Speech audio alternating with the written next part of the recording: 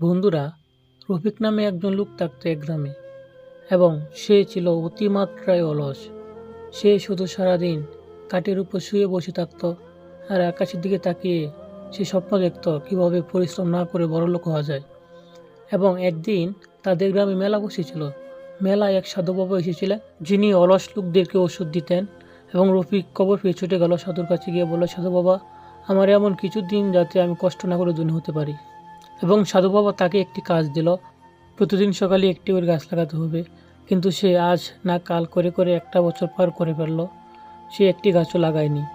ওই পরের বছরই আবার ওই গ্রামে মেলা বসলো এবং সাধু আসলো এবং সে সাধুর কাছে গিয়ে বলল, সাধু বাবা, আমার তো কোনো উন্নত হয়নি। এবং সে সাধু হেসে বলল, তুমি তো আমার কথা শুনোনি, তুমি তো একটি গাছও লাগাওনি। রফিক তখন বুঝতে পারলো, জীবনে এগোতে হলে অলসতা ছাড়তে হবে। নিজে কিছু না করলে, কেবল স্বপ্ন দেখলে কিছু বদলাবে না।